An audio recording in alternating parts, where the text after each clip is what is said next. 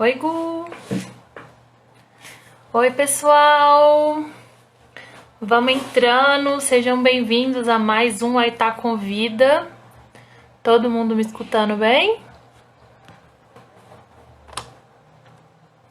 fazer uma gambiarra aqui que meu celular, a bateria está ruim. Oi, boa noite, Marco. Todo mundo me escutando tranquilinho? Falem comigo. Elaine, boa noite. Elaine Malu. Boa noite, sejam bem-vindos a mais um Aitá Convida. Então tá bom, Gu, valeu. Hoje nossa convidada é uma convidada de peso na conservação. Ela é uma das responsáveis por mudar o status de ameaçados de extinção das ararinhas azuis, as araras grandes. Nós vamos conversar com a Neiva Guedes. Vamos chamar ela aqui do Instituto Arara Azul.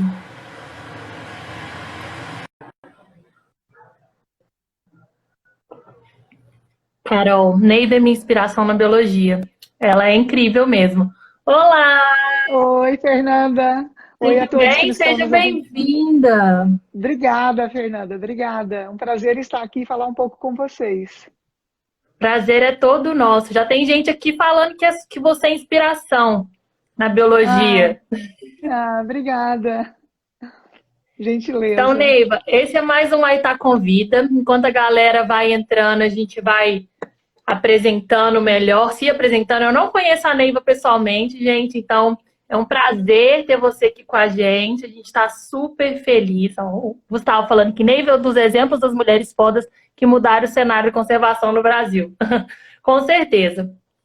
Então, eu sou a Fê, para quem está vindo pelo Instagram do Instituto Arara Azul, sou a Fernanda Sá.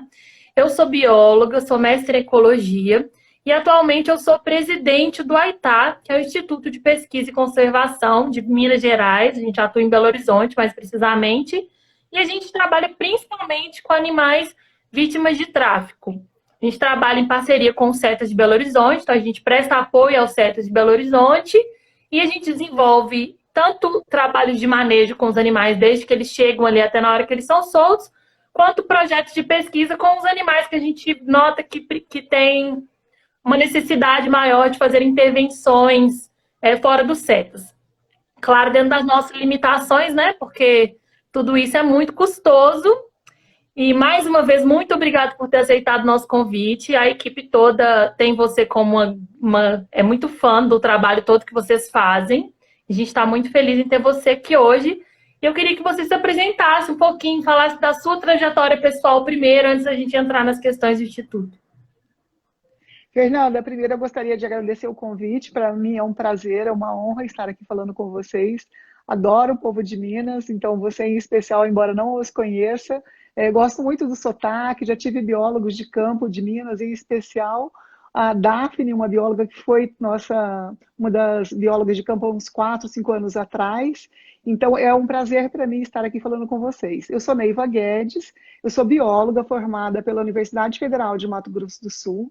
Depois eu fui fazer o mestrado na Exalc, em Piracicaba, e o doutorado eu fiz na Unesp de Botucatu.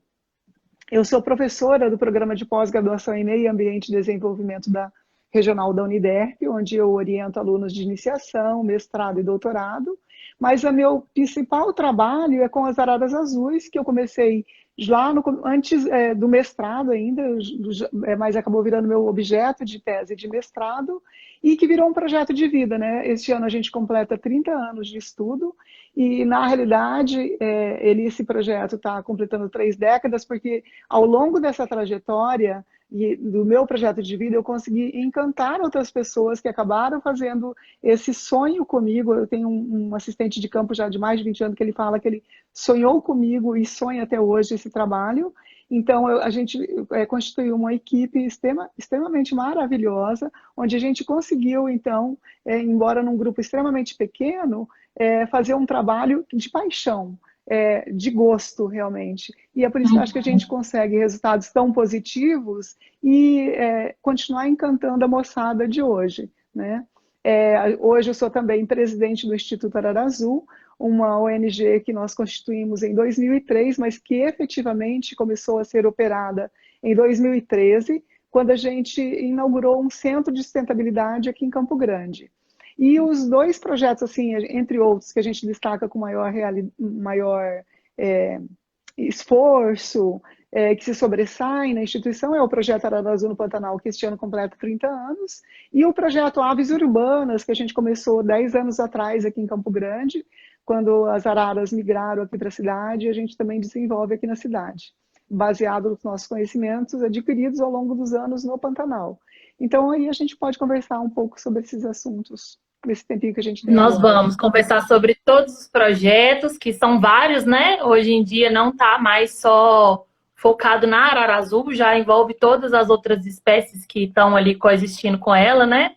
Mas eu queria que você contasse para o pessoal como é que surgiu a ideia do projeto Arara Azul, que eu estava dando uma lida e eu achei fantástico, assim, como é que foi esse encanto seu pela arara azul e fez você mudar a sua vida toda, né? Exatamente. Na realidade, quando adolescente, antes de entrar na universidade, eu queria fazer medicina, nem era biologia o meu foco principal, mas por um destino da vida, alguns acontecimentos familiares me fizeram ter que trabalhar para ajudar minha família e eu não pude fazer mais medicina. Então, eu fui fazer biologia porque era um curso noturno, onde eu poderia trabalhar durante o dia e estudar. E só que no segundo ano de biologia eu me apaixonei pela biologia e decidi seguir a carreira. E eu trabalhava como secretária executiva na época da universidade, então eu trabalhava o dia inteiro, estudava à noite. E quando eu terminei a universidade, eu decidi sair do emprego, que eu tinha um bom salário, era bem conceituada e tal, mas saí em busca do meu sonho, que eu queria trabalhar com fauna no Pantanal. E na ocasião, eu só consegui um estágio na Embrapa, aqui de Campo Grande, gado de corte, na área de culturas de gramíneas, que foi bacana, mas assim, não despertava aquilo que eu gostava, que era trabalhar com fauna. Eu sempre quis trabalhar com fauna. E aí, fazendo um curso de conservação de fauna no Pantanal, eu vi um bando de araras azuis pousada numa árvore seca. Eu estava com outros técnicos aqui do estado, da Secretaria de Meio Ambiente, do IBAMA, da Embrapa Pantanal, e nesse curso, então, o professor disse que ela estava ameaçada de extinção e que poderia desaparecer. Eu sempre digo que foi paixão à primeira vista com essa espécie, porque daquele momento em diante, eu disse para todo mundo que eu ia estudar arara azul, que outras pessoas tinham que vê-la na natureza. E a partir de então eu volto e começo todo esse trabalho que acabou virando um projeto de vida. Foi aí esse ponto assim crucial, quando aí eu volto, faço levantamento de bibliografia e vejo que não tem praticamente nada sobre ela na natureza, exceto o fato de que elas estão acabando pelo tráfico, pela descaracterização do ambiente, pela coleta de pena pelos indígenas. Então aí começa todo um trabalho. E como é que foi esse trabalho? Como é que você resolveu começar? O que, é que você teve que buscar para começar esse trabalho? Quais foram as dificuldades no começo, além da falta de revisão, né? Não tinha revisão bibliográfica, não tinha literatura sobre isso. Quais foram Então, esse as dificuldades começo que você encontrou? foram imensas. Primeiro, porque a literatura quase nada. Você tinha, assim, araras azuis que ocorreram na Amazônia, no Pantanal, mas, assim, só citações de antigos viajantes. Você não tinha uma referência. Existiam, na época, alguns pesquisadores de aves, principalmente no CEMAV, e eu escrevi para eles pedindo informações, orientações de como estudar, mas, infelizmente, o pessoal deveria ser muito ocupado e não respondia muito às minhas perguntas. Então, assim, eu não tinha nenhuma metodologia a seguir. Então, eu não tinha uma metodologia, eu não era pantaneira, eu não tinha muito conhecimento de Pantanal, eu não sabia como fazer realmente uma pesquisa. Então, tudo foi um aprendizado, um começo aprendendo. Na época, eu tinha entrado na Secretaria de Meio Ambiente do Estado, eu trabalhava com educação ambiental e eu tive o apoio do secretário de Meio Ambiente na época, que me colocou em contato com uma pessoa que era a responsável pelo WWF, na época só tinha nos Estados Unidos, aqui no Pantanal. E essa pessoa, então, me colocou em contato com um pesquisador norte-americano, que veio me ajudar na primeira viagem de campo para metodologia em termos de subir nos ninhos, de o que dados eu coletar, como que eu ia estudar. E os pesquisadores da Embrapa também foram importantes, porque eles também me orientavam em termos de pesquisa. Então, tinha o pessoal da fauna da Embrapa, o Guilherme Mourão, o Valfrido, a Zilka, que acabaram me orientando em termos de pesquisa. E a Polícia Militar Ambiental, que estava começando naquela época aqui no estado, tinha tido recentemente problema com jacarés, tráfico de carne de jacaré, de couro de jacaré. Então eles também me deram apoio imenso para as primeiras idas a campo com polícia ambiental. E a Embrapa com a fazenda Inhumirim, no meio da Inhacolândia, no Pantanal. Então, esse começo eu vou aprender no primeiro andar no Pantanal, a dirigir no Pantanal, a conhecer os pantaneiros, Completamente aprender como que diferente, eu ia, né? aprender como que eu ia pesquisar, o que que eu ia anotar, porque na realidade, quando eu saí de Campo Grande para ir para o Pantanal, eu pensava, vou ficar acampada debaixo de uma árvore, olha a ideia, ia observando sobre um casal e fazendo as anotações, entendendo sobre a vida de um casal. E na realidade, chega um pesquisador da Embrapa e fala para mim, não, você precisa ter um N, então você precisa dar vários casais. Se você dá só um casal, você vai ter conhecimento de um indivíduo, mas não da população. Então daí eu sei que eu tenho que sair buscando ninhos no Pantanal, e aí eu faço isso com a ajuda do pessoal da Embrapa, na época os pesquisadores da fauna, e da Embrapa Pantanal, na fazenda Inhumirim. Isso aí foi antes do seu mestrado. Seu mestrado já foi todo Antes de voltado para elas, né? Exatamente. Isso antes de entrar no mestrado, aí quando eu resolvo me candidatar ao mestrado, porque o professor que estava fazendo o curso de conservação da natureza, na época, na Fazenda Caimã, onde a gente teve esse encontro com as araras e falou que ela estava fadada a desaparecer, era o professor Álvaro Fernando de Almeida. E ele, então, também era professor orientador na Exalc, USP, em Piracicaba. Então, posteriormente, depois já de ter feito a primeira viagem, ter começado o primeiro levantamento de campo das araras no Pantanal, ele me convida para entrar como aluna de mestrado na Exalc. E eu me candidato e acabo sendo aceita. Com uma luta depois, porque ali era mais engenheiros florestais, e falaram, o que você quer fazer pesquisa de biologia de arara no Pantanal, aqui na Exalc, e quase todos eram com florestas, né? Principalmente com floresta de produção de madeira. Mas aí eu consegui convencê-las, a minha vontade era tão grande de fazer o trabalho, que eu consegui convencê-los que era ali mesmo que eu queria estudar, porque eu já tinha ele como orientador. E nessa própria entrevista eu acabo encontrando uma amiga que virou uma irmã, que é a doutora Maria Cecília Barbosa de Toledo, com quem eu fiz o mestrado e depois o doutorado, caminhando sempre juntas. E a minha grande parceira hoje nas publicações é uma grande ecóloga e professora lá da Unital. E aí, nessa época, o pessoal já tinha uma ideia por que do declínio da população, além da perda de hábitat? Ou isso foi porque você teve uma sacada aí para começar a estudar e mudar esse status, né? Exatamente. Em 87 tinha saído um levantamento onde esse levantamento ele teve origem porque estava chegando muita arara azul lá fora, a estimativa é que mais de 10 mil araras tinham saído da natureza. Então foi publicado um documento pela IUCN, até para categorizar ela como espécie ameaçada, e foi feito um levantamento de campo com Carlos Yamashita e mais 2 pesquisadores estrangeiros. E neste levantamento, eles estimaram a população em torno de 2.500 indivíduos, principalmente aqui no Brasil, no Pantanal, na Amazônia e no encontro de Tocantins, Piauí, Maranhão e Bahia, no Pantanal ainda boliviano e paraguaio.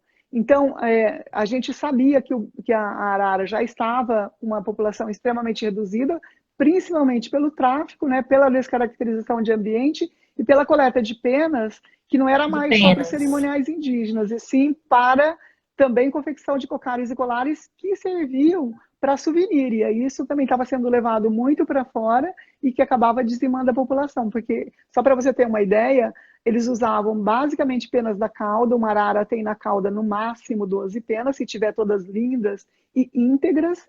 Então, quando eles abatiam, tiravam as penas, uma arara, no máximo 12 penas eles iam ter. Aí quando você pega um cocar que tem 100, 150 penas, imagina quantas araras eram abatidas para a confecção de cada um, né? E aí, a partir disso aí, dessa observação que vocês tiveram, vocês perceberam também uma relação que tinha entre outras espécies que coexistiam e o jeito que elas nidificavam. Que era um outro problema que, devido à perda do hábitat, né, não tava permitindo que a população se mantivesse estável lá, né? Exatamente. Então, aí eu vou para a Inhacolândia, nessas primeiras viagens, falando com os fazendeiros, buscando informações. Eu consigo, na primeira viagem, já cadastrar 54 ninhos, encontro alguns filhotes ainda em final de estação reprodutiva, que foi assim um achado muito importante, porque não se tinha nenhum conhecimento desse tipo na natureza ainda. Não se sabia quase nada de quantos ovos, quantos filhotes. Então, esse primeiro achado, ele já é extremamente importante, que é o primeiro dado biológico coletado na natureza. E aí, esses resultados e essas informações dão base, então, para o meu início do mestrado e também para começar realmente o projeto Arara Azul, que daí ele começa a deslanchar a partir de então. E já nos primeiros anos de trabalho, já no segundo, terceiro ano, eu começo a observar nessa região onde eu cadastrei 54 ninhos em 13 fazendas no entorno da fazenda Iumirim, da Embrapa, lá no Pantanal da Ecolândia, eu observo assim, que tem vários casais tentando se reproduzir, brigando por algumas cavidades. E aí eu até faço um levantamento do número de cavidades disponíveis em uma determinada área, mais ou menos 10 mil hectares. Eu saio levantando a partir de 10 centímetros de DAP todas as árvores, manduvis ou chimbuva, que descem para fazer cavidades, né, grandes. Faço um levantamento Elas têm uma disso, preferência por uma espécie de árvore, por uma espécie só, por duas espécies, para fazer essas para utilizar as cavidades? Não chega a ser uma preferência, na realidade é oportunidade, é o que ela encontra. Porque você tem várias árvores grandes no Pantanal, árvores de jatobá, ingá, porém elas têm o cerne duro. Então as árvores que têm o cerne macio, que permite a partir de uma pequena cavidade, ela ampliar para fazer uma grande cavidade, para que caiba uma arara de 1,5 metro de comprimento com seu filhote lá dentro, precisa ser macio. Então, principalmente o manduvi, que a gente acaba encontrando como ninho, 90% dos ninhos é no manduvi, a chimbuva, mas a angico também, mas assim, a maior quantidade se sobressaindo é o manduvi. O manduvi, essa espécie, então, que elas estavam tendo o maior número de ninhos, ela tem uma distribuição no Pantanal ligada às áreas que não alagam. O manduvi não está no meio de uma área que fica 6 meses debaixo d'água. Então, isso acaba sendo também uma restrição. E aí, então, a gente começa a estudar esse levantamento que eu faço do número de ninhos disponível numa determinada área na região da Ecolândia, me demonstra assim, que tem algumas cavidades, mas o que tem, assim, que dá para usar, realmente era muito pouco. Então, você tinha várias cavidades lá, mas tinha abelha, tinha água, estava muito quebrado, estava muito aberto. Então, assim, por isso que os casais estavam brigando por aqueles ninhos potenciais. Então, essa sacada eu tenho já no começo do projeto, que faltavam cavidades naturais. Então, além do problema do tráfico, da descaracterização do ambiente da coleta de penas, a escassez de cavidade era um problema gritante ali naquela região. E aí eu começo, então, a testar já nos começos do terceiro, quarto ano do projeto, diferentes materiais, modelos e tamanho de ninhos para oferecer como cavidades artificiais, até fazer uma caixa que a gente utiliza até hoje, porque depois que eu fiz essa caixa, elas utilizaram uma semana depois, já estavam ocupando, depois fizeram a postura de ovos, tiveram seus filhotes, aí a gente instala em larga escala. Mas eu testei galões de plástico de 200 litros, que não deu arara, mas deu abelha. Dava muito bem para os apicultores usarem, porque as abelhas gostaram. Fora as abelhas, ninguém mais ocupou. Eu testei também um resto de material que tinha lá, uns tubos de fibra de vidro, que estavam jogados lá, que ninguém estava usando. Então, eu usei para colocar como ninho, mas também não foi utilizado por ninguém. E aí, então, eu acabo instalando em larga escala essas caixas de madeira que a gente usa até hoje. Então, você começou a fazer o manejo do ambiente de forma que ele passasse, que essa necessidade que você notou, que era a falta de cavidades, né? Para o pessoal talvez não entenda bem, elas fazem os ninhos dentro de buracos, né? Dessas cavidades em troncos de árvores. Então, estava faltando isso aí, você conseguiu notar que estava faltando isso, essas cavidades, e por isso, talvez elas não estavam conseguindo aumentar a população. Os casais, por mais que demonstravam esse comportamento de acasalamento, eles não conseguiam finalizar o processo, né? O comportamento de corte, na verdade, né? Exatamente, tinha muita briga, tinha muita disputa. Assim, a gente até fala que a arara azul é uma engenheira ambiental porque ela consegue pegar uma cavidade pequena que começou por um outro, um pica-pau, um outro psitacídeo menor, ou até uma fissura da própria árvore, uma quebra de galho com uma tempestade, chuva, que dá uma abertura do tronco, e aí ela consegue escavar, e ela em uma semana ela consegue. Ela tem um bico tão potente, tão forte, que ela consegue escavar e fazer ali o abrigo para reproduzir. E quando ela faz isso, ela vai ficar ocupando aí 3, 4 meses esse ninho. Quando ela sai, outras espécies vêm ocupar. Mas, no mesmo período que ela está também reproduzindo, que é de julho, dezembro, podendo se estender até janeiro, fevereiro ou março, a gente tem outras espécies também que se reproduzem. Tem arara vermelha, tem gaviões, tem pato do mato, tem corujas. Então, há uma disputa grande por essas cavidades. Mesmo quando é ela que Uhum. faz, é o ninho dela, outros bichos também querem ocupar. Quer Então, ocupar aquele ambiente. isso, e aí a gente, ao mesmo tempo que a gente está aprendendo a história natural dela, a gente já está manejando aquele ambiente, porque a gente via que era gritante essa falta de cavidade, sem falar nas abelhas, que entravam nas cavidades, às vezes tinha ovos, a gente teve ninhos que entrou que tinha filhotes, e elas perdem totalmente. Para abelhas não tem nem competição, não era nem competição, porque a abelha, se fosse apis principalmente, elas entravam e as araras perdiam se fosse ovos ou filhote. Quando é abelhas nativas, não, elas até conseguem conviver. Então você tem abelhas nativas, elas estão ocupando a parte superior da cavidade, mas a arara está ali se reproduzindo, mas Aham. com a apis não. Então a gente via que tinha briga que chegavam a sangrar alguns indivíduos adultos, de tanto que brigavam pelas cavidades, entendeu? Por isso a Eles necessidade de fazem, as araras manejar. fazem postura de. Desculpa, pode falar. Não, a disputa era tão grande que eles chegavam a sangrar. Às vezes a borda do ninho ficava manchada de sangue pela briga que eles tinham. Aham. O que eu ia perguntar, gente? Que eu te interrompi. A postura é de dois ovos? Assim, então, como que é a reprodução das araras? Elas fazem a reprodução, a postura média de 2 ovos, de 1 até 3. 3 não é muito comum, é bem raro. Há alguns anos que a gente diz assim, um boom de araras, tem 3 ovos, mas E aí nesses costumam os quase três 30. vingarem. Quando tem três, dois, eles costumam Então, todos. não, Não. nesses quase 30 anos de monitoramento, a gente já monitorou mais de 1.500 ninhos com casais reprodutivos. A gente só teve 2 vezes o nascimento de 3 filhotes. Então, mesmo aqueles casais que fazem postura de 3, que é assim, 2, 3 por ano, é muito raro sobreviver os 3. E quando houve a sobrevivência dos 3, não houve o voo dos 3 filhotes, entendeu?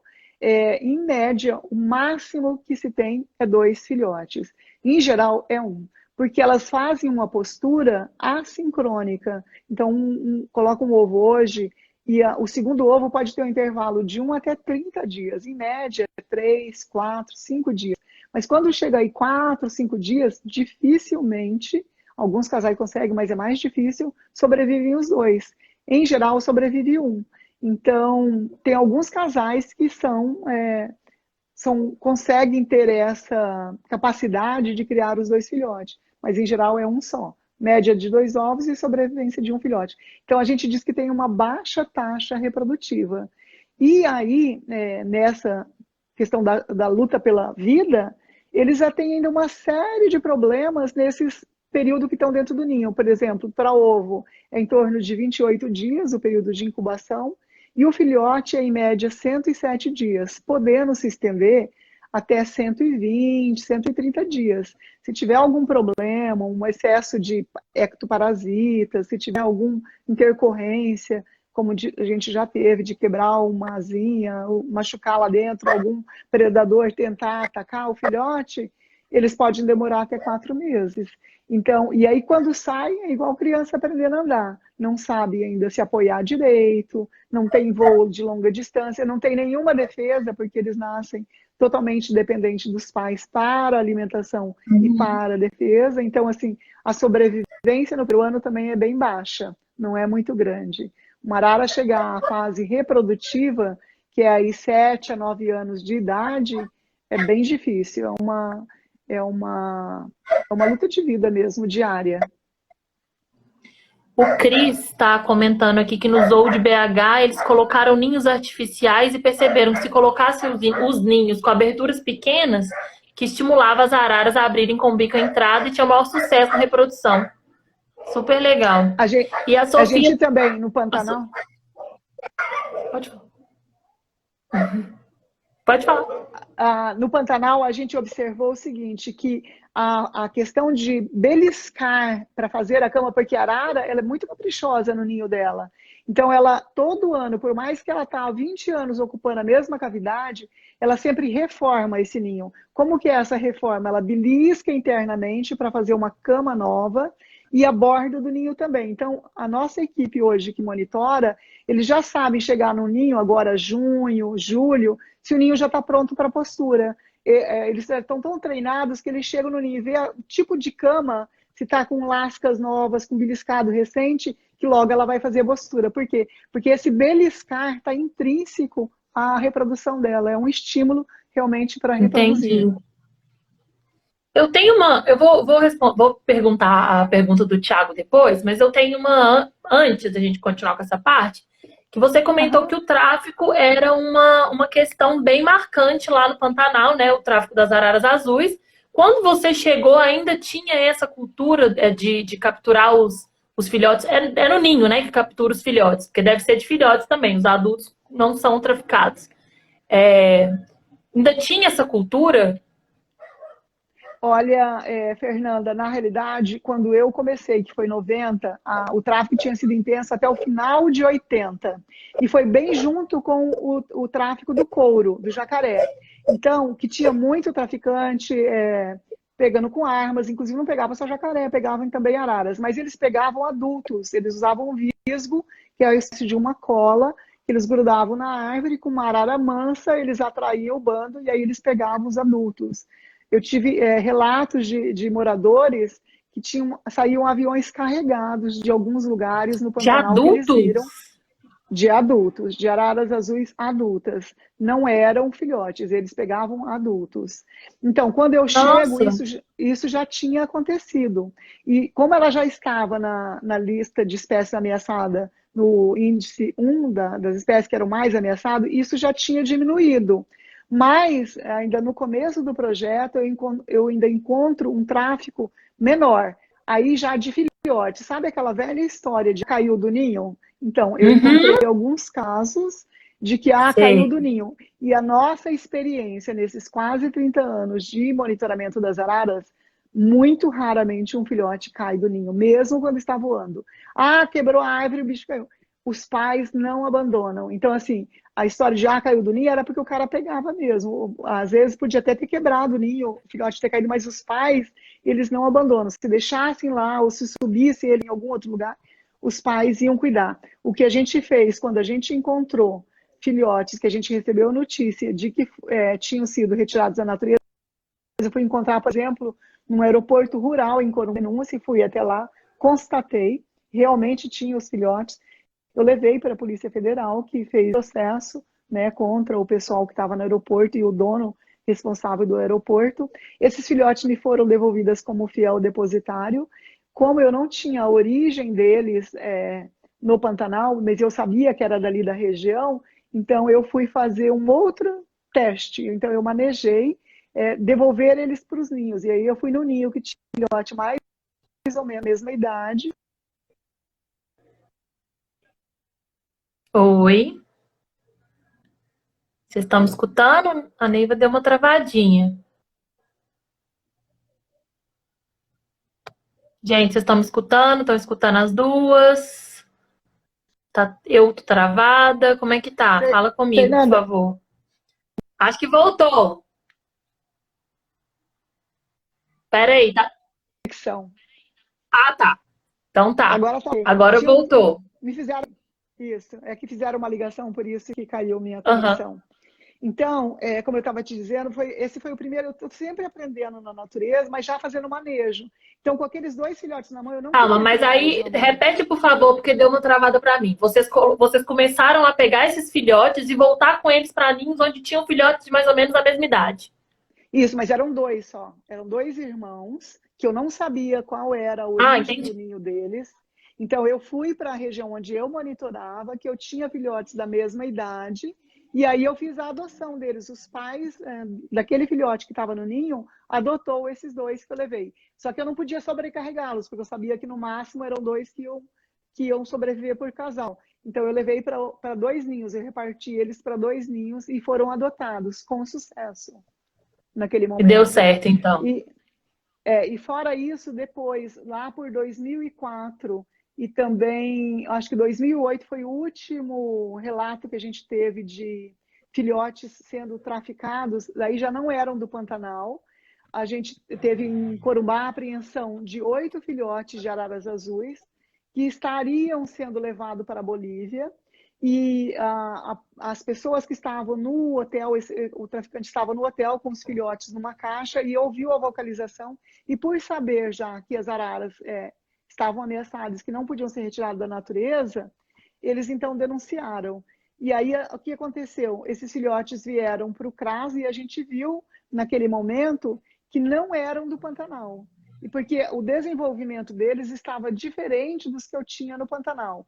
E só de ver isso eu já sabia então que não eram de origem no Pantanal. Porém, a gente coleta o sangue deles e a gente já tinha uma parceria com a doutora Cristina Miak no Instituto de Biociências da USP.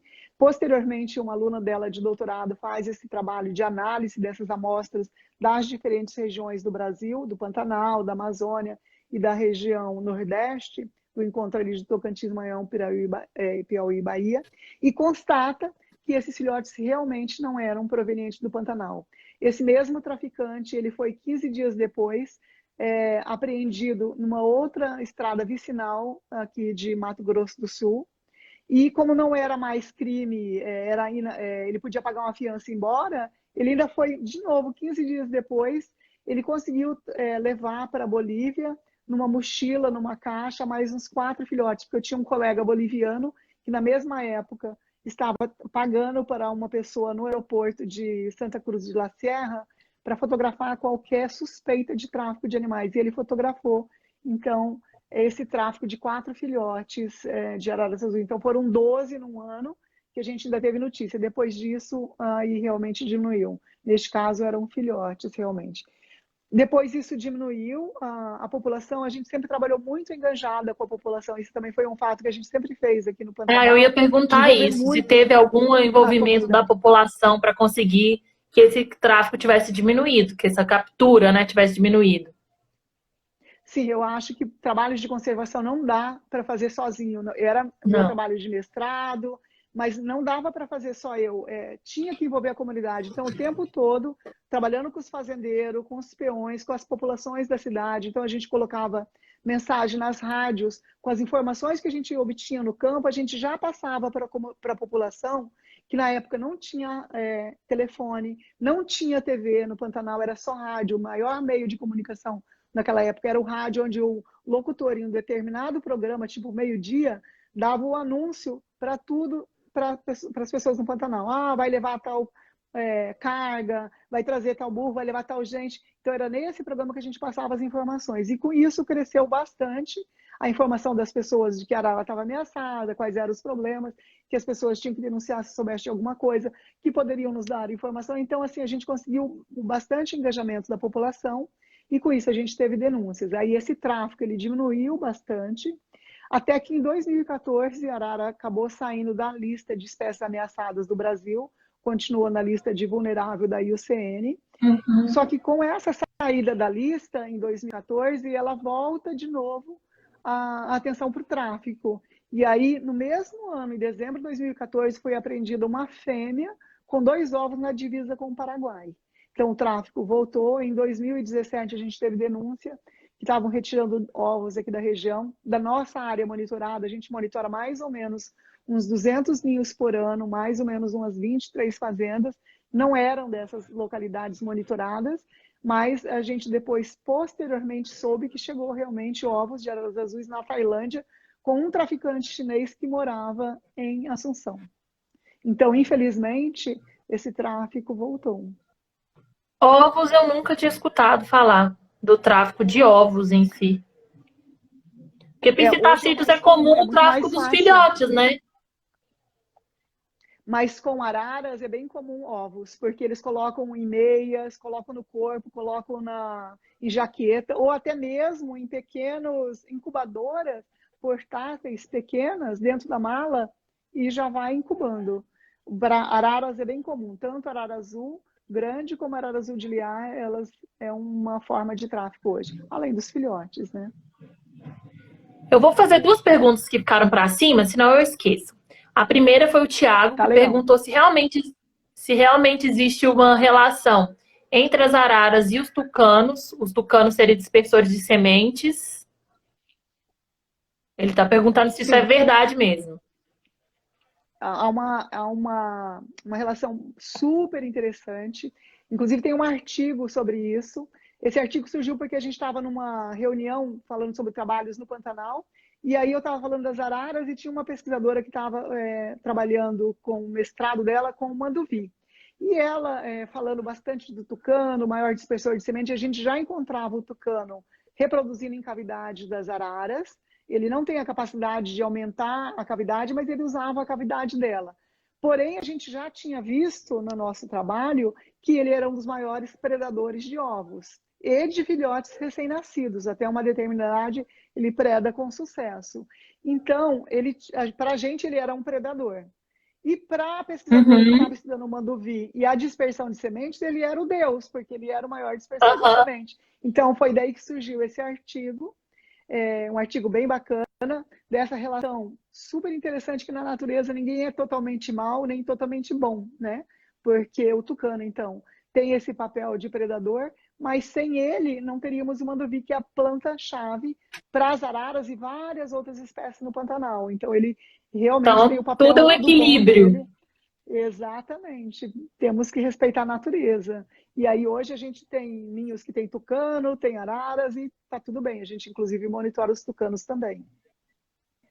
E aí, a partir do momento também que que começa a fazer esse grande trabalho com as araras azuis, acaba que as outras espécies que estão ali naquela região, que correlacionadas com ela, elas acabam sendo preservadas também, né?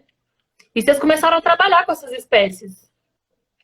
Exatamente. Na realidade, a gente vê assim, se eu quero conservar a arara azul, eu tenho que conservar o ambiente dela. Para conservar o ambiente dela, eu preciso conservar as inter-relações entre ela e as outras espécies.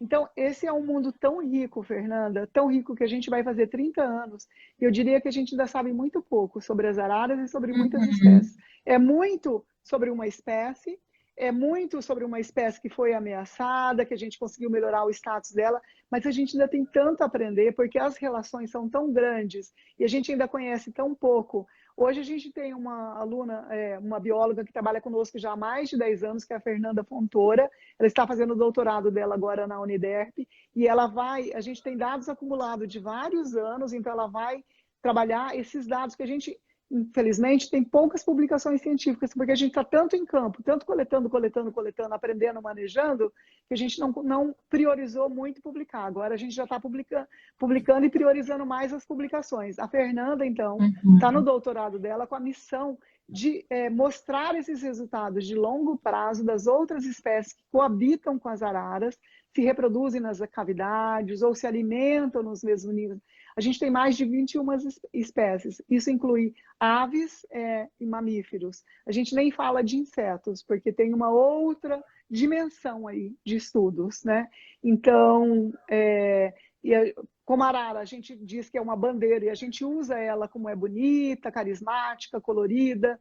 A gente usa ela como uma bandeira para conservar o Pantanal como um todo, porque Sim. se a gente está conservando Uhum. o local dela, está conservando o local dos patos, dos urubus, dos tucanos, dos gaviões, das corujas, dos insetos que muita gente nem conhece direito, né? Dos mamíferos que vão lá se abrigar nos ninhos. Então a gente está conservando o ambiente como um todo, das O plantas, ecossistema né? inteiro, né?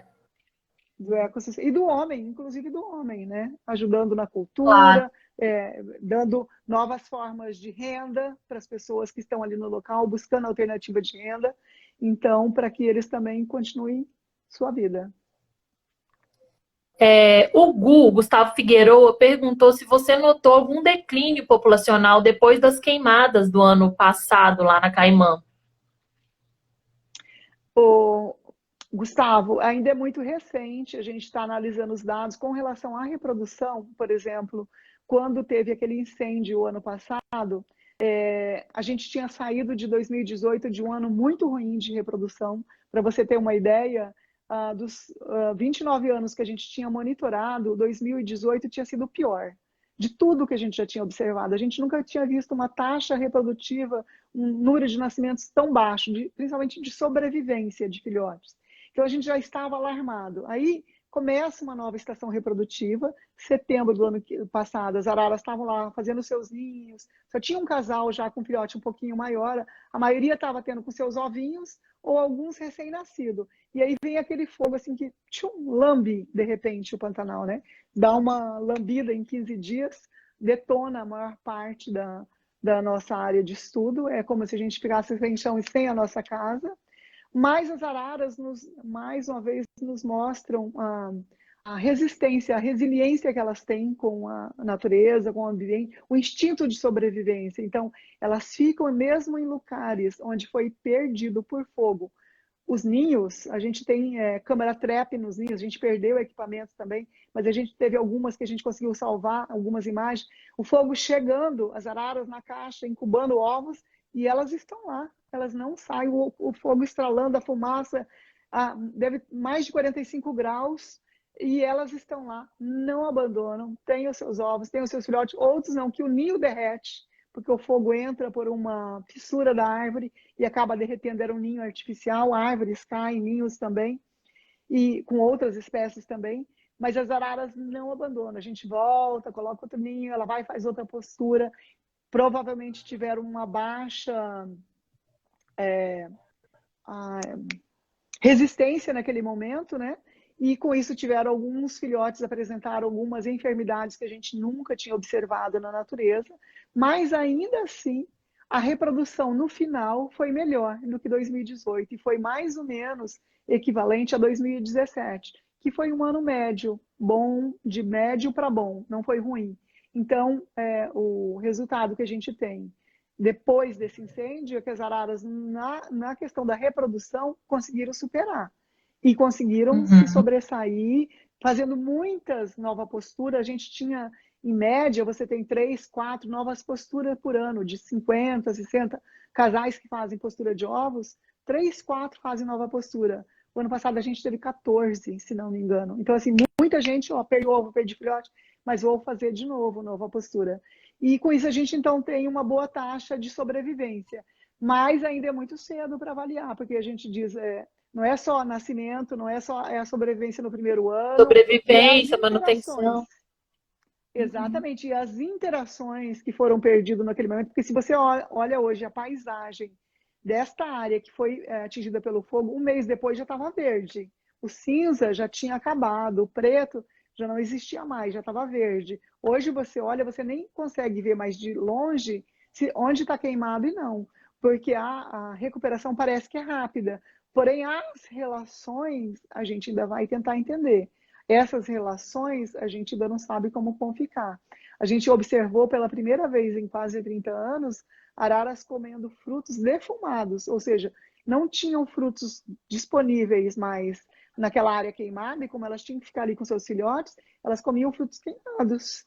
E qual é o impacto disso na população? A gente ainda vai observar. Então, assim, talvez esse efeito da queimada a gente vai sentir daqui 3, 4, 5 anos, futuro, não sabemos, né?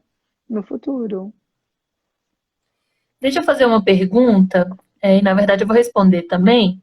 O Lenin está perguntando sobre sua visão sobre o governo federal e o suporte ambiental por parte desse governo. Eu vou responder primeiro, a gente fez uma live com o Hugo Fernandes, que está salvo no IGTV, que a gente falou basicamente de política e do não suporte do governo federal ao meio ambiente. Então, se você quiser dar uma olhada lá na live, foi bem interessante, está lá salvo no IGTV. E como ele está pedindo sua opinião, já mandou 2 vezes, Neiva, se você quiser falar sobre isso. Tá, primeiro eu vou recomendar a live, porque eu assisti ela, eu achei muito bacana. Recomendo, viu?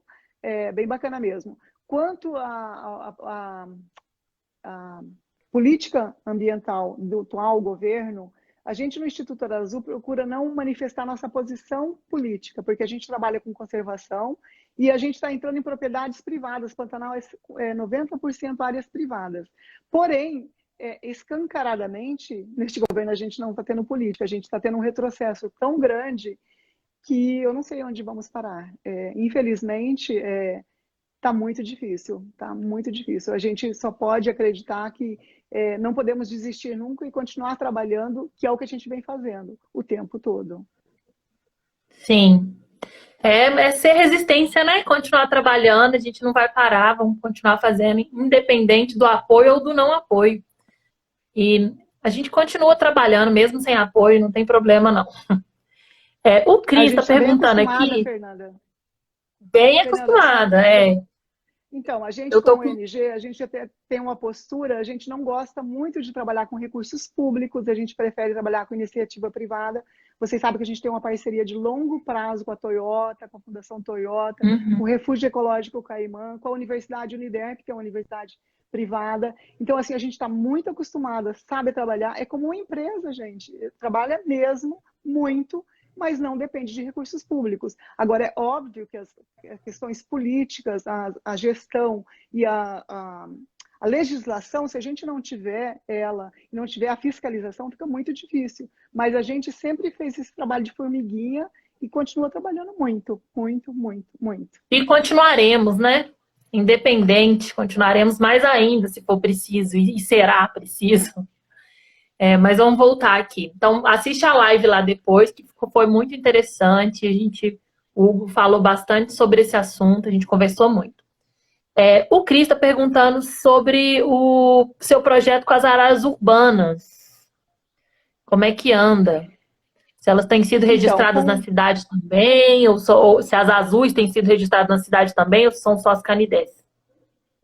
não, na realidade, a gente começou a acompanhar as araras chegando em Campo Grande em 99, 2000, depois de um período de queimada e desmatamento no entorno da cidade, e elas acabaram recolonizando a cidade. Então, a gente tem hoje um grande grupo de araras canindés, que são moradoras de Campo Grande, estão aqui o ano inteiro. Qualquer pessoa que venha passar um dia, uma semana, ela vai ver muitas araras na cidade, porque elas estão em todos os lugares, o tempo todo a gente está ouvindo ou vendo. A gente tem também as vermelhas, as araras vermelhas que vieram junto com esse grupo de canindé, mas diferentemente das canindés, elas não se reproduzem na cidade. Elas vêm aqui no período do ano, principalmente no primeiro semestre, onde vêm se alimentar, e no período de reprodução elas se afastam. Elas estão mais no entorno da cidade, não estão na área urbana como as araras canindés. E as azuis já chegaram aqui também. Em 2015, a gente registrou o primeiro ninho na área rural, a cerca de 12 quilômetros do centro de Campo Grande, e elas já foram vistas também na área urbana. A gente ainda não registrou, mas moradores e fotógrafos já registraram elas na área urbana.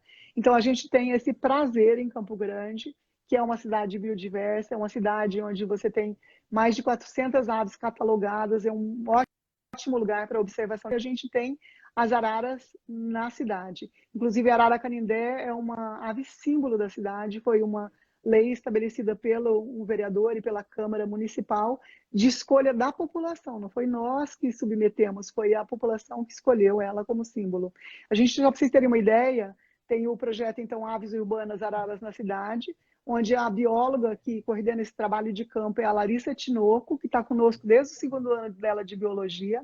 Ela já formou em doutorado, ela já é doutora, fez com a gente na Uniderp, formou, se não me engano, em 2017, e a gente tem cerca de 250 ninhos cadastrados na área urbana de Campo Grande. Isso Na nos área quintais, urbana. nos passeios públicos, na área urbana, nos quintais, passeios públicos, parques, reservas, enfim, em vários pontos da cidade. São geralmente troncos de palmeira morta que elas estão utilizando como ninho. E exatamente como no Pantanal, onde as araras azuis são engenheiras ambientais, abrindo cavidade para ela e outras espécies, a gente observou aqui em Campo Grande que quando as canindés vieram para a cidade, começaram a fazer ninhos nas palmeiras mortas, nos troncos de palmeira morta, a gente começou a ver os tucanos, a gente começou a ver coruja e agora outros psitacídeos. A gente até tem estudado também a Orthopsittaca manilata, que é a maranã de cara amarela, que também está se reproduzindo em área urbana. Uma ave que era extremamente ligada aos buritizais, muito pouco acostumada com perturbações, e hoje a gente tem ela reproduzindo igual a canindé, no meio da cidade, no meio do trânsito, dentro dos quintais, dentro de escolas, e estão aí, sobrevivendo, voando e recolonizando a cidade, porque como a cidade é um ambiente de cerrado, elas provavelmente já existiam aqui, veio a cidade, elas saíram e agora estão voltando. E a gente busca, então, conciliar essa natureza toda, né, com o desenvolvimento da cidade. A gente conta muito com o apoio dos gestores da Secretaria de Meio Ambiente, com a Prefeitura, com os órgãos ambientais, IBAMA, e muito, mas muito mesmo com a população. A população é grande parceira do projeto Aves Urbanos. Eles que nos informam a maior parte dos ninhos, ajudam a monitorar.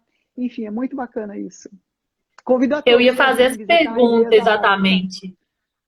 Eu ia fazer essa pergunta, Tá? como é que é o envolvimento da população em ter esses bichos? Porque a gente está com um projeto que chama SOS Recolhimento de Animais Silvestres em BH, e dentro desse projeto a gente criou uma série de vídeos que é animais silvestres e relações com humanos, porque foi uma coisa que nós notamos, que as pessoas, no intuito de ajudar, e com falta de informação, acabavam capturando os bichos. Ah, tem um mico na minha casa.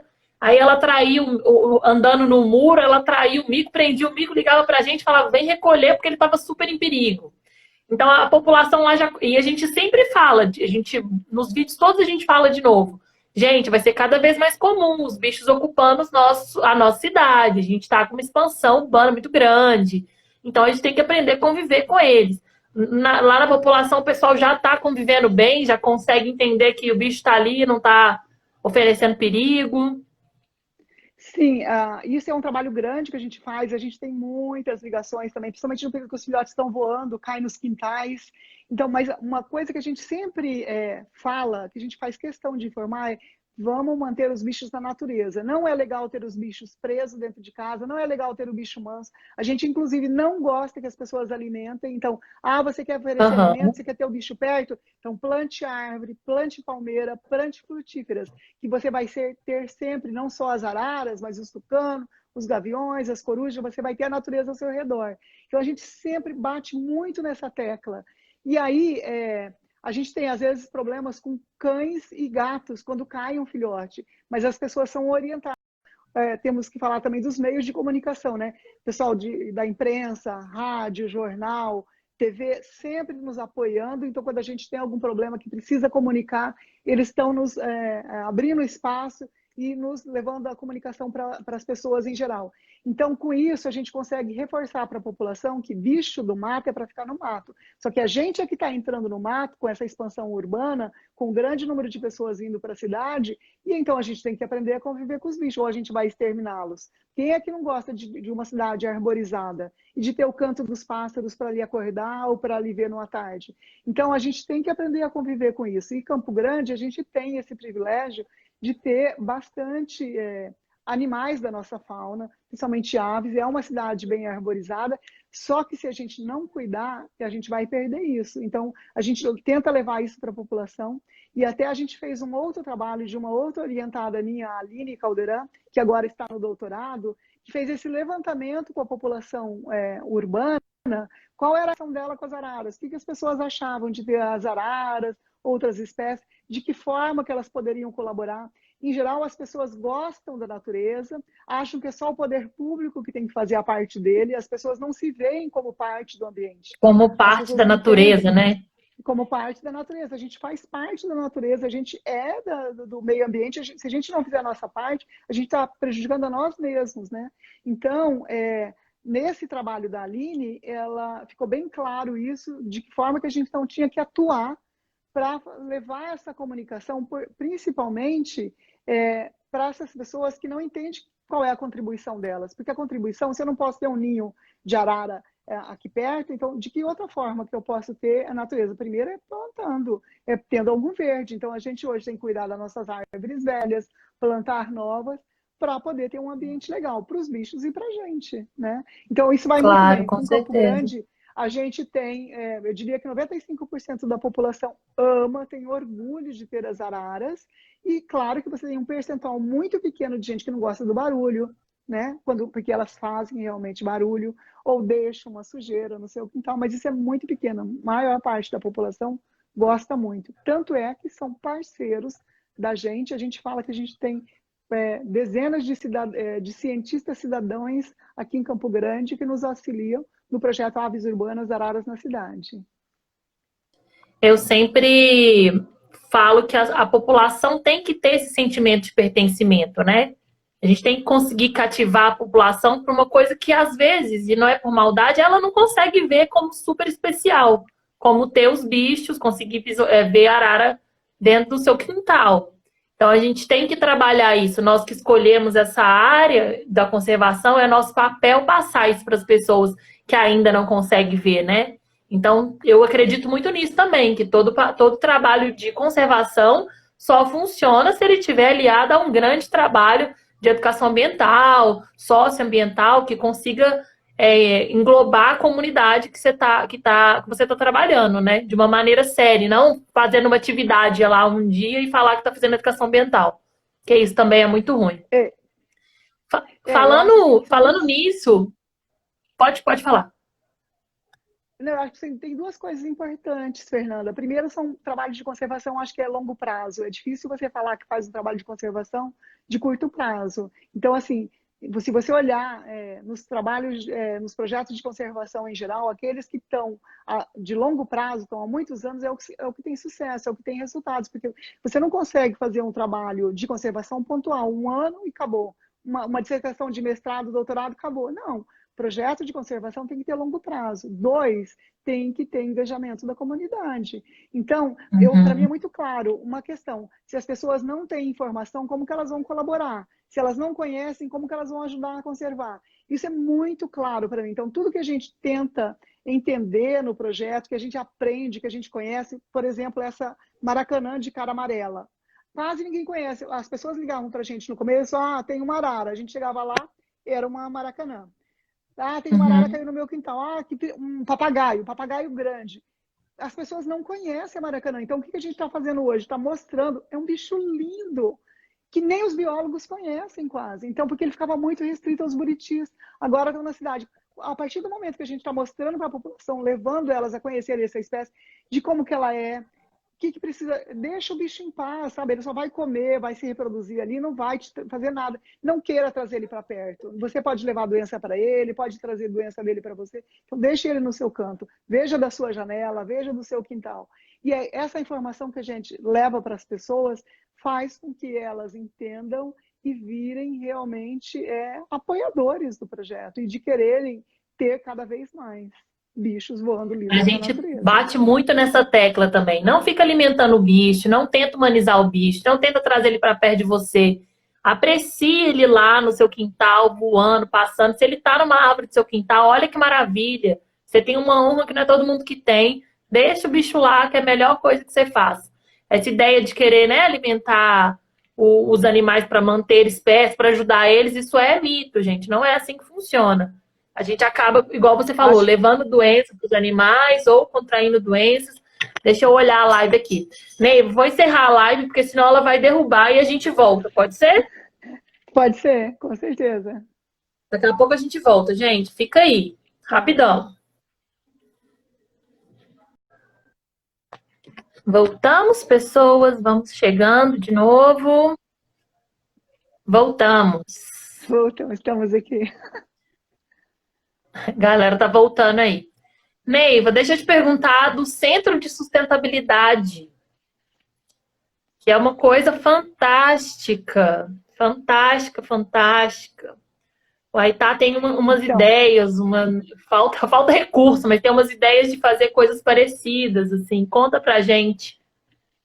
Eu vou falar um pouco, mas eu vou até te dar uma sugestão. Convida a nossa diretora executiva, Elisa Mense, que veio junto com o nosso Centro de Sustentabilidade, é a pessoa mais capacitada para falar dele, porque ele veio de uma necessidade, na realidade, de uma provocação. Então, quando a gente inaugurou esse novo espaço do Instituto Ararazu, aqui em Campo Grande, que era a nossa sede, a gente já tinha a base de campo, mas não tinha uma sede aqui na cidade. O projeto, o Instituto funcionava dentro da minha casa. E aí eu precisava de um espaço maior, porque assim, estava difícil trazer gente para me ajudar dentro da minha casa. Eu tinha uma família, eu tinha filho, eu tinha esposo, tinha minha funcionária. Então, assim, eu precisava de um espaço fora. E aí a Toyota, a Fundação Toyota, acaba nos construindo um prédio, equipando esse prédio e criando esse centro de sustentabilidade para ajudar a arrecadar recursos para a continuidade das pesquisas. Porque, assim, Toyota vende carro, né? E eles estavam me apoiando no projeto de conservação. Até quando? Eles diziam, os diretores que estavam naquele momento, não sabemos. Então, o ideal é que você aprenda a andar com as suas próprias pernas. Busque forma de captar recursos sem depender de uma fonte, que no caso era eles. A gente dependia 90% dos nossos recursos deles. Ainda não mudamos muito, não. Talvez dependamos 80%, 75% dos recursos deles. E aí, então, a gente inaugurando esse centro de sustentabilidade, é um espaço onde a gente oferece oficina para criança, curso para professores, os turistas podem ir lá visitar, é agendado previamente, a gente dá a palestra, levando informação das pesquisas que a gente faz, e tem também produtos exclusivos que as pessoas podem adquirir em troca de doação, porque na realidade a gente não tem uma loja, a gente não é comerciante. As pessoas vão lá, pode fazer uma doação em troca, isso também está no site do Instituto Ararazu, as pessoas podem ver os que a gente tem, geralmente são coisas exclusivas, então geralmente são artesãos que moram no Pantanal, ou exclusivas do Pantanal, e aí dentro dessa exclusividade deles fazem uma parte que é só para o Instituto Ararazu, para o Projeto Ararazu, para o Projeto Aves Urbanas, e aí a gente então troca por doações. Livros, quando a gente publica, também ficam disponíveis para troca para doações, mas na realidade esse centro de sustentabilidade é quase que uma outra área, bem como o Hugo disse na live dele também, além de política, ele falou muito de que hoje os biólogos não dá para estudar só ciência, não dá para só escrever paper, só fazer pesquisa, querer só fazer conservação. A gente precisa aprender uma série de outras ciências, publicidade, marketing. Se a gente faz um trabalho de conservação, aprende uma coisa e não comunica para a comunidade, para a sociedade, ninguém vê, ninguém enxerga, ninguém valora. Se eu não comunicar para o público em geral, para a população de Campo Grande em geral, de que forma que eles podem ajudar e conhecer essas espécies, não vou ter parceria. E se eu não publicar também para os meus parceiros, eu também não vou ser avaliada e, de repente, não vou conseguir recursos para continuar trabalhando. Então, a gente tem que ser multitarefas, multiprofissões. Multidisciplinar, né? Conseguir atingir vários públicos. Isso. E quando não, pelo menos fazer boas parcerias, que a gente também conta com muitos parceiros bons, voluntários, na maioria das vezes, porque a gente não tem recursos, para nos ajudar. Então, a Elisa, que desenvolve com maestria essa parte da captação de recursos, da divulgação para a captação, talvez até mereça uma live com vocês aqui 1 hora para falar sobre isso, do projeto. Mas vamos fazer sim, é muito interessante. É a parte de buscar recursos para a continuidade das pesquisas, tanto as araras azuis, quanto as aves urbanas. Até autonomia, para adquirir uma autonomia do Instituto Ararazu. Porque que é a parte mais complicada, né, Neiva? Você manter os projetos. O Aitá vai fazer 10 anos agora e essa é a nossa principal dificuldade, é manter os projetos em vigor, porque acaba um recurso que está vindo, por exemplo, da Fundação Grupo Boticário. Acabou esse recurso, a gente fica de mãos e pernas atadas se não consegue caminhar com as próprias pernas. Porque não tem de onde tirar, é muito difícil. Você tirar... E, gente, é caro. Eu sempre falo isso, e é bom a gente falar toda vez mesmo. É muito caro, projeto de conservação é caro. As pessoas acham que é uma coisa simples, né? Que você não gasta nada. E não é assim. E esse, assim, é o super gargalo do Aitá, é a captação de recursos para conseguir fazer um projetão a longo prazo. A gente tem que aprender isso com vocês. O pessoal tá falando aqui para a Toyota patrocinar a gente aceita em Toyota. Quem tiver contatos aí da Toyota... Neiva, Camila fez um comentário muito bom, uma pergunta, na verdade. Eu não sei se todo mundo sabe, mas a Neiva foi homenageada pela Turma da Mônica, que tem uma personagem né? Na Turma da Mônica. Isso, Como é que isso, foi isso? virei. Eu adoro a Turma da Mônica. Eu também. E foi uma surpresa muito grata. Primeiro, eu acho que foi ó, por causa das mulheres na conservação, né? A Paulina Chamorro e o João Marcos Rosa têm esse programa hoje que estão em vários mídias, em vários canais. É esse programa Mulheres na Conservação, onde eu sou uma das mulheres na conservação, mas a gente tem a Patrícia Médici, a Karen aí de Minas Gerais, a Flávia Miranda, a Beatriz Padovani nessa primeira etapa, porque vai ter outras etapas agora das mulheres na conservação. E isso deu muita repercussão, foi muito bacana. A gente que faz um trabalho de quase 30 anos no Pantanal é um reconhecimento super legal, né? E como eu disse no começo, se a gente está chegando aqui até agora, você mesmo está dizendo, não é fácil manter projetos de conservação, principalmente quando você não tem uma novidade todo dia. Imagina 30 anos e todo mundo acha que todo mundo tem que trabalhar ou bancado pelo governo, que não é o nosso caso, nós não recebemos recursos públicos, nós trabalhamos com os órgãos públicos, com os gestores, trocamos muitas informações, repassamos o que aprendemos, recebemos recursos públicos. A priori, a gente prefere trabalhar com recursos privados. Porém, me perdi agora. Do quadrinho da Mônica. Do quadrinho. Então, depois desse Mulheres na Conservação, eu recebi uma ligação do pessoal da Produções do Maurício de Souza, perguntando se eu autorizava eles fazerem uma homenagem do quadro Donas da Rua. Óbvio que sim, então eles me mandaram um documento para eu autorizar. E eu sou surpreendida 3 dias, 4 dias mais ou menos depois disso, com já a publicação deles, daquela figurinha. E assim, foi como um vírus, foi quase como um Covid também, porque assim, num instante, em questão de 24 horas, eu não dava conta de responder todas as mensagens, as ligações, porque todo mundo vendo, ligava ou mandava mensagem. Foi muito legal, eu me senti honrada. Depois eu vi que eles, eu não cheguei a ver pessoalmente, me mandaram fotos, eles deixaram exposto alguns painéis numa galeria em São Paulo, e eu me senti super homenageada porque sou fã do Maurício de Souza, da Mônica, do Cebolinha. Então foi muito legal, foi bem bacana mesmo. Ah, Atinge um outro imagino. público que a gente não tem, de repente, oportunidade de falar, né? A gente está sempre falando para biólogos, para veterinários, para os proprietários, para os fazendeiros, mas aí você atingiu um público de criança, o infanto-juvenil. Isso foi muito Sim. legal, sou muito grata. Esse foi outro assunto que a gente conversou na live do Hugo também, essa tentativa de atingir todos os públicos, né? Que a gente tem que conseguir infiltrar a nossa galera em todos os meios, no meio da galera que joga, no meio da galera da igreja, no meio da galera das crianças.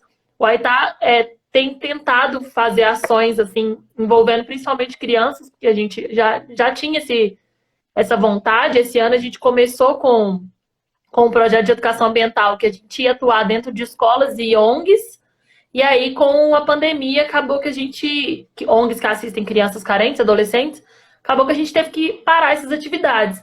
Mas aí a gente começou agora a fazer live para criança. E assim, é um desafio, porque eu faço às vezes, a última live eu estava com 3 crianças ao vivo comigo, ter que manter os meninos concentrados e tal, mas tem dado super certo. E é a gente sair da zona de conforto, né? Vai dar trabalho, vai ser difícil? Vai, mas a gente precisa chegar em outros públicos e pensar em como chegar nesses públicos.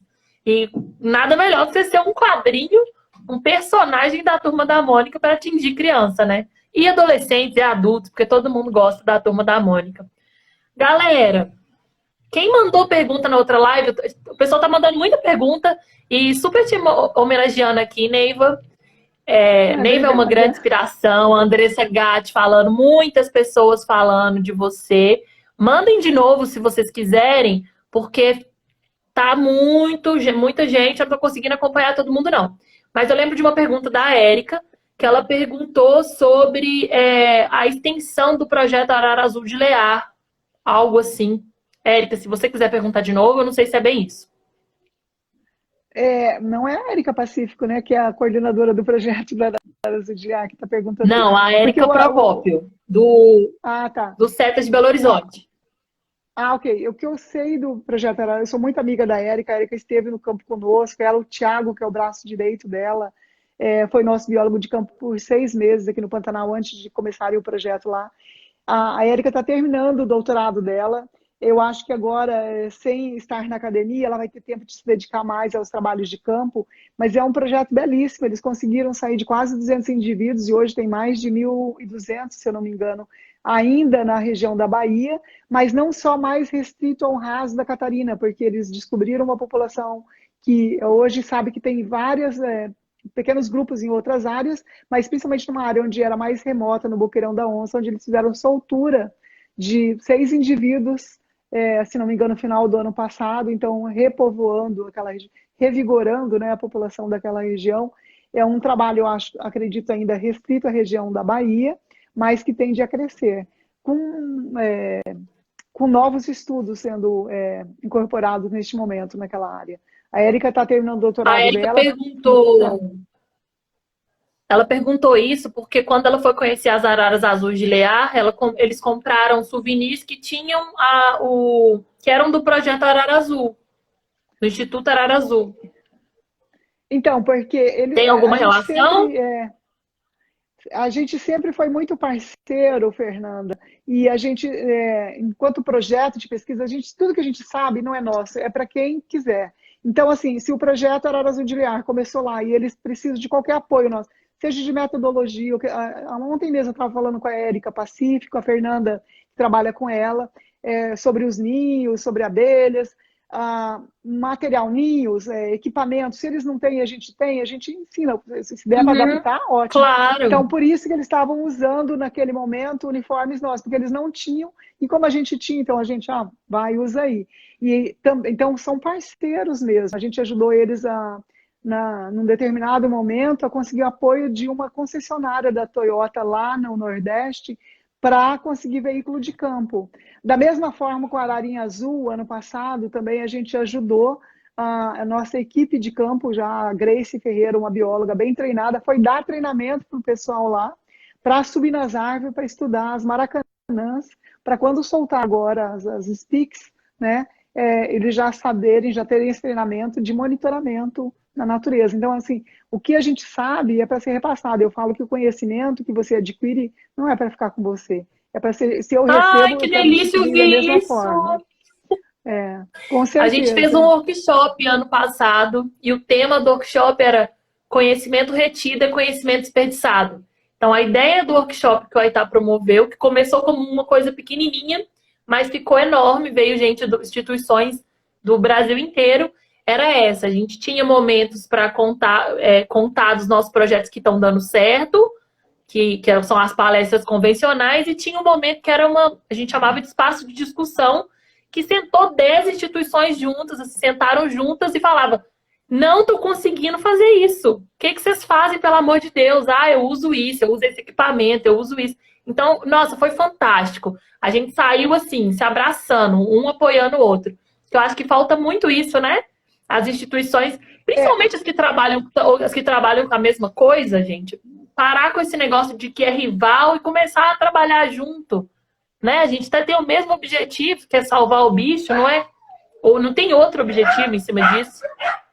E sempre um vai ensinar o outro, sempre tem um aprendizado novo. Eu acho que, assim, mesmo quando a gente faz um seminário interno, os próprios colegas estão aprendendo, quando a gente junta instituições. Agora mesmo a gente fez a Semana do Meio Ambiente, uma série de lives, onde a gente fez questão de mostrar outros projetos, né? Então, a gente quis dar vitrine para outros projetos, para o nosso público. E o quanto que a gente aprende, então, e o quanto que a gente pode estar trocando neste momento. Então, eu sempre digo para as meninas que trabalham comigo, para a nossa equipe, que o que eu aprendi não é meu, é para repassar. E que eles façam da mesma forma, que o que eu estou ensinando para eles, que também repassem. Porque é só assim que a gente vai conseguir junto bons resultados.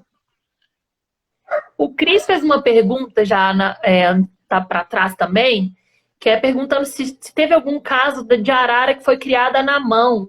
E se sim, como é que foi o destino dela, se ela foi reintroduzida, como é que foi? Então, no começo do projeto, quando eu estava lá na Ecolândia ainda, quando teve algumas 3 araras apreendidas pela Polícia Ambiental aqui na região, ou em Campo Grande, eles me destinaram essas araras como fiel depositária. E eu levei para o Pantanal, já eram aves certo tempo de cativeiro, que estavam bem acostumadas a comer na mão, falavam, cantavam, dançavam. Tinha uma que abria a torneira, cantava Hilaria da Xuxa. E aí eu levei para o Pantanal com a tentativa de ver se o bicho ia embora. Ela voava por várias fazendas, mas não deixou de ter a relação com humanos. Essa Então, onde ela me relação. via, ela vinha voando. Era a coisa mais linda. É claro que eu adorava na época. Eu tenho algumas fotos daquela época com ela.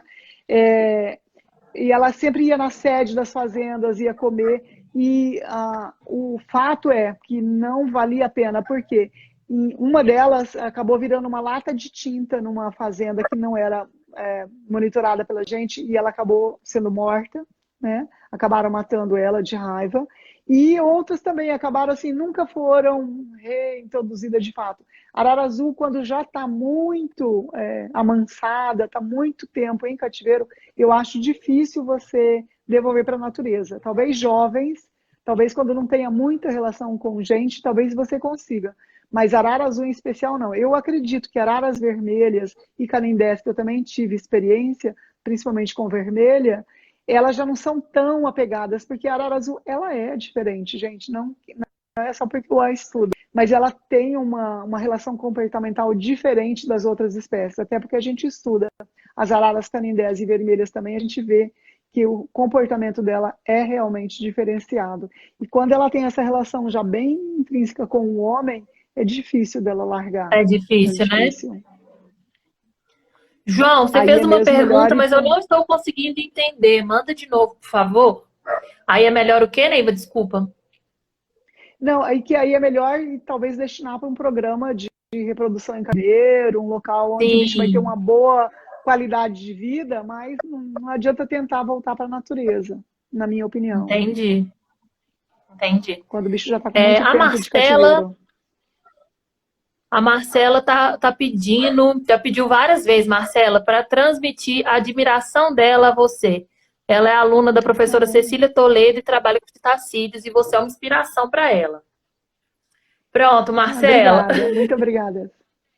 Obrigada, Marcela. E se ela é Gente, alguém tem mais aluna da alguma Maria Cecília de pergunta? Toledo? Pode falar, Neiva. Tá dando Se ela é um aluna da probleminha doutora... de tempo. É o, é o delay, né? Se ela é aluna da Maria Uhum. Cecília Barbosa de Toledo, é aquela que eu te falei que é como uma irmã, que a gente entrou junta no mestrado, fez o mestrado e doutorado, que é minha grande Aham. parceira de publicações e colega de campo. Beijão para as duas, para Marcela e para Cecília. Ah, tá. O Ô, João tá querendo Fernanda, saber. Oi, pode falar. você quer fazer a pergunta do João primeiro? Pode fazer. Depois eu Tá, falo. rapidinho. Ele quer saber se. Ai, meu Deus. Calma, que eu não tô conseguindo mais subir a pergunta dele. Gente, o trem sumiu aqui. Ele quer saber se a perda de filhotes por predação é significativa de outras espécies. Quais são os predadores? Se a perda de filhotes por predação é significativa. É assim, é João, né? É assim, João, a gente Isso. tem uma perda por predação quando os filhotes são pequeninos, até 15 dias é a maior perda. E predação, ela é significativa, sim. Aí você tem tucanos, gaviões, corujas que predam. E hoje tem aumentado muito, isso não era muito comum no passado, mas atualmente, nos últimos 4, 5 anos, a predação por mamíferos. E aí eles predam, inclusive já juvenis com quase 3 meses, quase prontos para voar. E essa perda é muito grande, porque um casal, por exemplo, quando ele perde um filhote com 100 dias, ele nem reproduz mais no mesmo ninho no próximo ano, porque não deu certo, ele não volta para o mesmo lugar.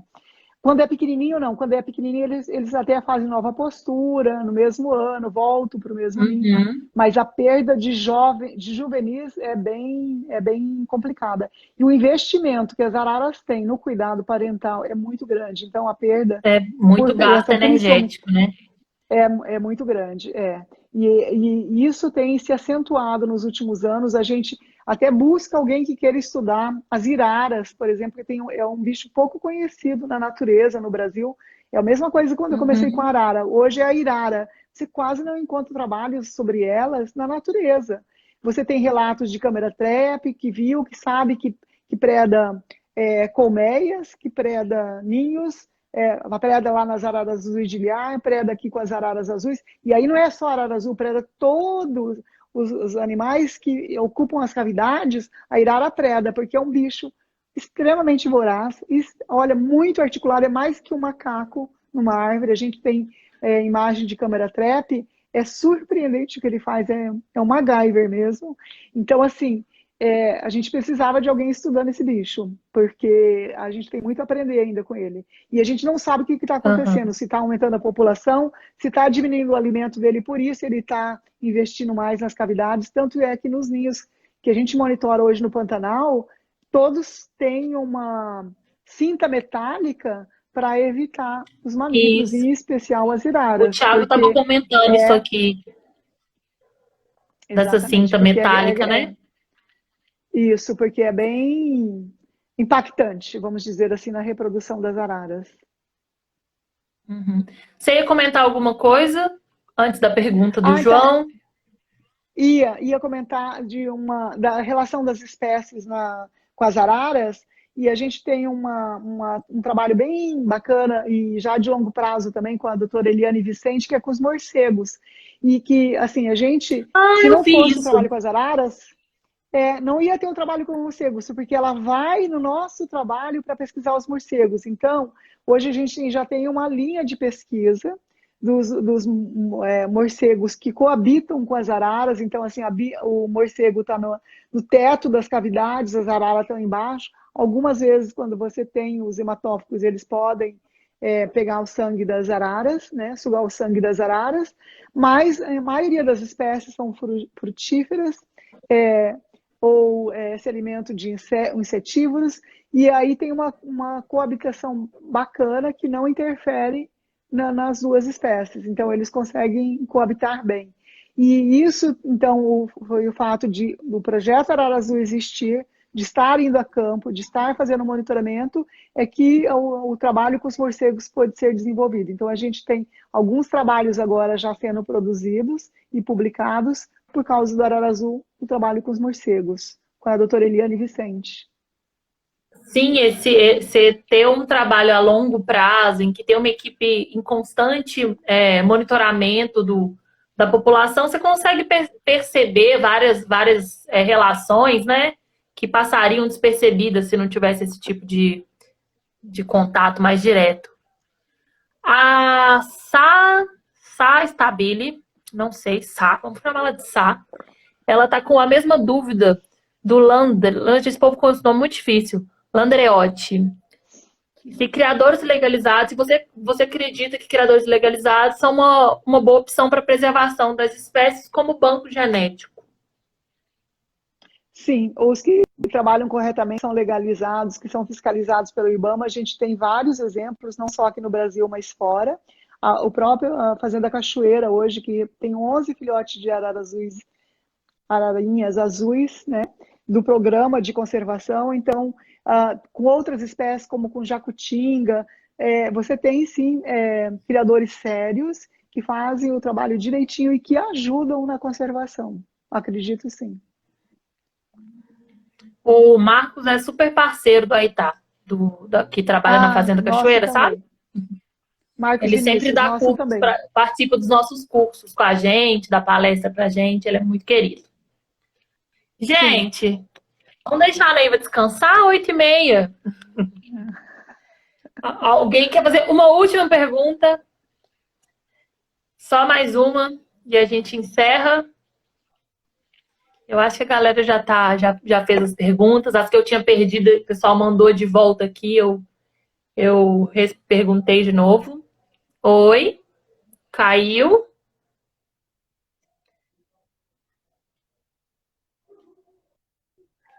Leandro. Oi, Leandro. Oi, voltou? Eu estou bem, eu estou te ouvindo.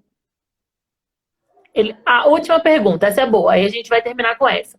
Se esses criadores eles fazem solturas depois dos indivíduos.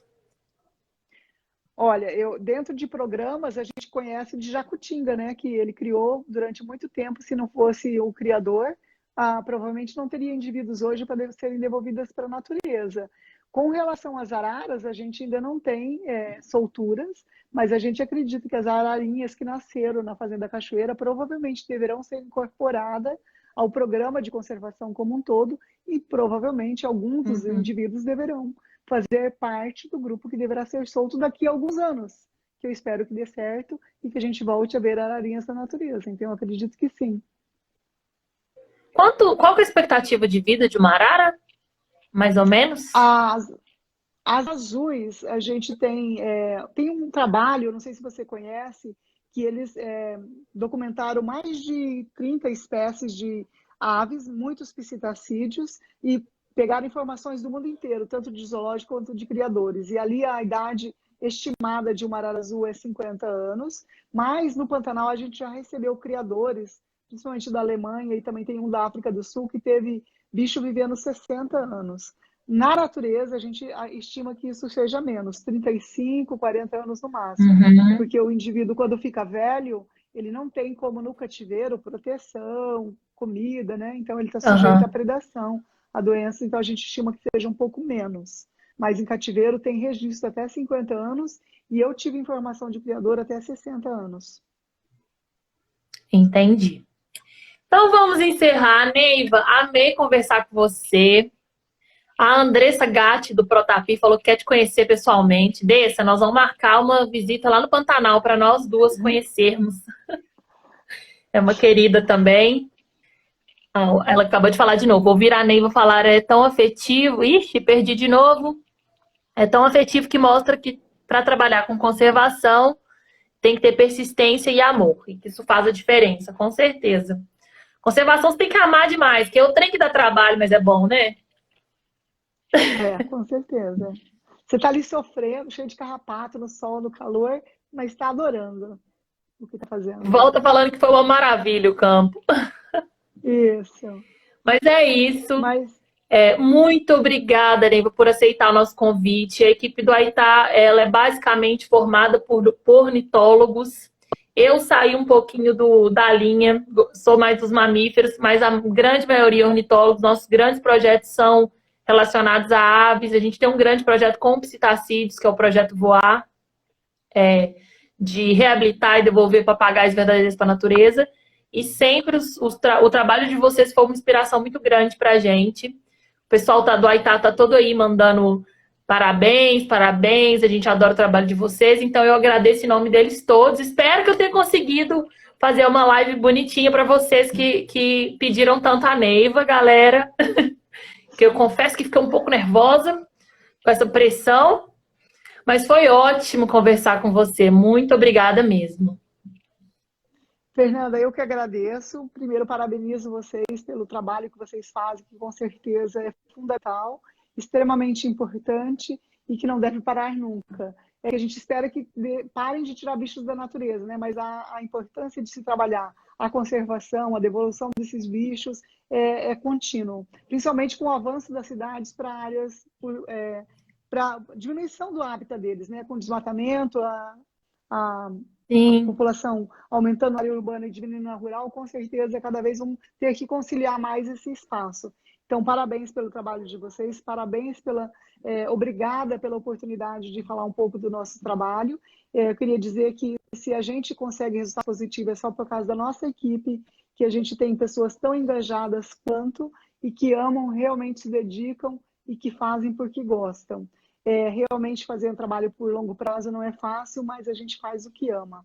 E que estamos aqui à disposição, tanto no Pantanal, quanto o projeto Aves Urbanas aqui em Campo Grande. A gente tem programa de estágio, a gente tem programa de visitação, a gente tem o turismo de observação nos dois projetos, agora na pandemia não, mas depois que isso acabar a gente vai estar aberto novamente. E que todos estão convidados para nos visitar e conhecer o nosso trabalho em loco. A gente adora mostrar e que vocês conheçam de fato, de perto, as araras e o nosso trabalho como um todo. É muito bacana, realmente. Foi um prazer imenso falar com você e conhecer um pouquinho de vocês, falar aí com os mineiros, eu gosto muito.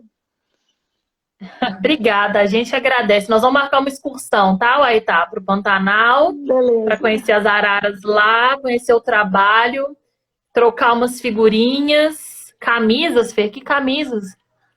Ah, foi vamos, ela falou errado. A Andressa falou pra gente ir pro Pantanal, do Protapi. Então é isso, gente. Muito obrigada. A live foi ótima.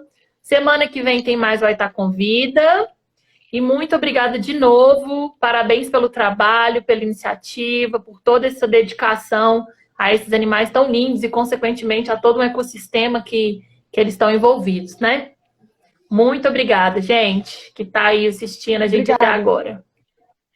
Obrigada. Beijo. Obrigada. Um abração para todos. Tchau, tchau.